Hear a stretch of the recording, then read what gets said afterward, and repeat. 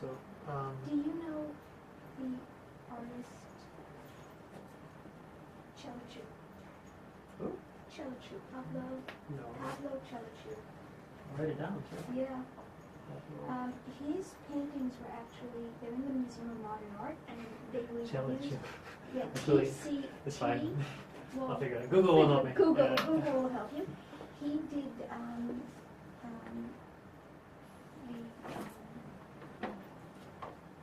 yeah, just look up Yeah.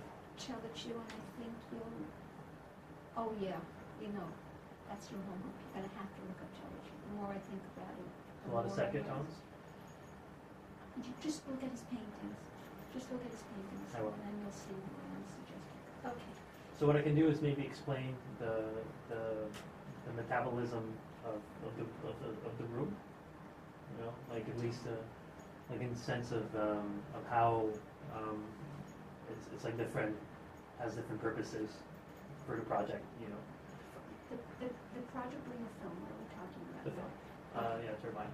Okay, so you're going to, let me just, this over here, and then story.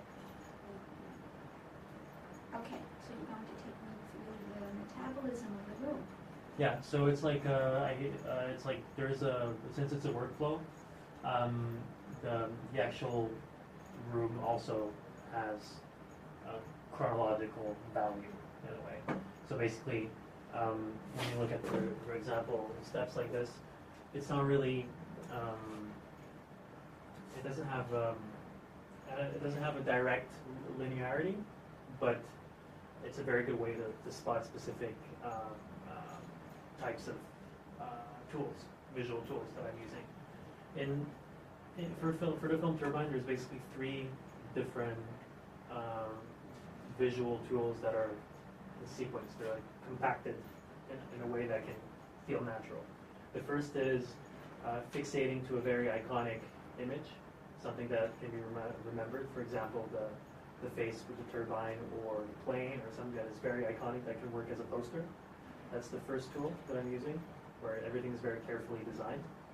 The second tool is animation that is very visceral. So for example, he's taking off his boots. That's something that should speak to you in a much deeper way than what's actually happening on the screen. It's the pressures, and it's supposed to be a very physical message for you when you're as a viewer. And the third tool is something that I've discovered because we had a lot of problems in the process in the past month. Just realizing when I've been viewing the work, when I've been kind of showing to different people, usually I get a lot of feedback in the sense like we don't really know whose hand is this. Little dumb things that I would have never thought were a problem, like little things that were just not even, because I'm so much in my head that I can't realize that when the transaction is not made, the message cannot go through to the viewers. So this was the problem. The solution was to create a third visual tool. The third visual tool is what I like to call it's basically like a little fly flying from one thing to another. It creates this very strange autistic attention to specific things. Like it goes from, for example, you get like this, and it goes from here, all of a sudden, like this. It has like it's like a camera motion that is very quick, very fast, and it simply is trying to cram information to the viewer. It's like a sectioning or a technical necessity to focus on a specific thing.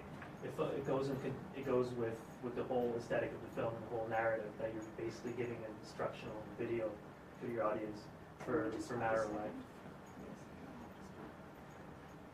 Can I turn on the light? Sure. Because the light. The contre-jour. Yeah. Okay. So the third tool is the big discovery that I had. It's basically the meshing from one scene to the next. So basically, it's almost like a forced justification to go from one angle to the next. You know, it's like this is happening.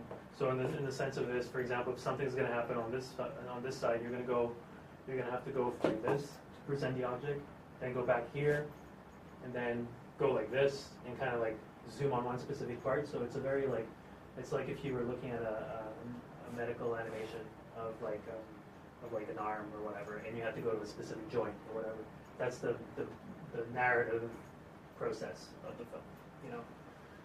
And this is where you're getting a lot of those. So here. So the other thing I noticed is that the color, The color coded. Color. Yeah. So color is working for you as a tool as well. The film is desaturated. There's no color in the film, but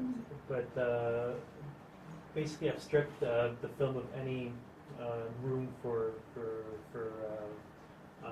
vagueness. It's basically just a value film. There's no tonal value to it. But the color Yeah, on here exactly. is for For the workflow. For the It's workflow. So it's simply a way to go quicker from one thing to the next. I kind of remember the zones. So I have like a red zone, a green zone. So the red zone is different than the black Because zone? those are completely different parts of the film. You know, this is actually not so, but it's like the dream sequence. But it's just for me to remember. Oh, where's the nose? I remember. Oh yeah, it's red. Where's the red in the room? It's just a more efficient way to situate different things. Okay, so they don't flow. It's not a linear flow. No, it's This not. is a workflow flow. It's a random logic in my head. Okay. It makes so sense the to me, logic but is so what you're saying is that you've segmented these into various scenes, Mhm. but it's less narrative scenes than it is a scene in your head, a unit of work. Yeah, it's more. There's a logic to it, but it's not. It doesn't. One thing is the process. One thing is the film. There's a chronology to the film, but the process has its own chronology. So I kind of put places where we're speaking about very organic, abstract animation. I put it in one corner, and to go back to that tool I mentioned, the visual tool of meshing different stills. Is in this part, so that's another logic. And then you have this part that's a very specific scene that I have a lot of issues with because there's a lot of things going on in it. You have her basically being happy. There's an anticipation from the audience. Why is she happy? It goes down to the boots and the helmet. Then it's like pretty intense, like all the things that are happening. Then she rushes as if automated. It was like an automatic thing. Like, you know, he's home, so basically she's rushing to hug him. But you can see that her eyes are closed. Then she opens her eyes. She realizes that he's different. She stops hugging. She pauses. Then you pause again. There's a second anticipation, and then there's a visual meshing of that scene with the next, which is an iconic still of the face of the